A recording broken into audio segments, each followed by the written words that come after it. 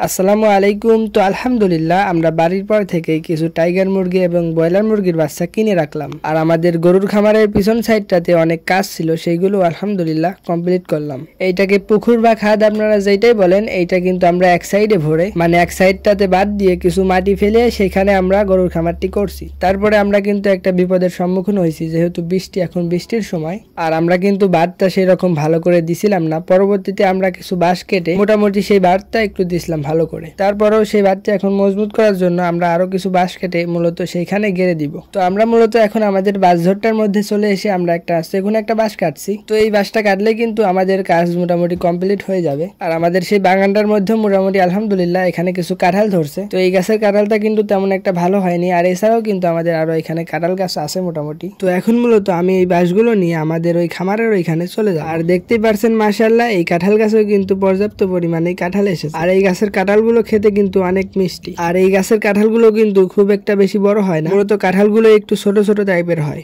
তো আমি একে একে সব বাঁশগুলো নিয়ে আমাদের খামারের ওইখানে চলে যাচ্ছি। তো আমাদের বাঁধটাতে এই বাঁশগুলো আমরা আরনি দিয়ে তারপরে এগুলো গেড়ে দিব।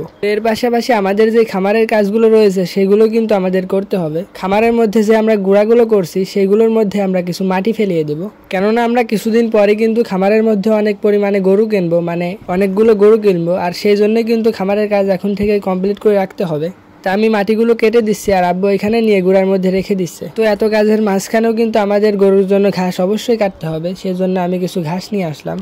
আলহামদুলিল্লাহ খামারের কাজগুলো কিন্তু মোটামুটি কমপ্লিট করে ফেললাম। আর তার কিছুক্ষণ পরে আমরা যখন কাজ করছিলাম তখনই একটা গাড়িতে মূলত এই টাইগার মুরগির বাচ্চাগুলো নিয়ে আসছে। যারা গ্রামে থাকেন তারা অবশ্যই জানবেন যে এরকম মুরগির বাচ্চা বা হাঁসের বাচ্চা কিছু হকার টাইপের লোক আছে, তারা কিন্তু এগুলো বিক্রি করতে আসে। তো আলহামদুলিল্লাহ ওইখান থেকে আমরা 11টা বাচ্চা রেখে দিছি। মূলত এখানে 3টা টাইগার মুরগির বাচ্চা আর 8টা রয়েছে আমাদের ব্রয়লার মুরগির বাচ্চা।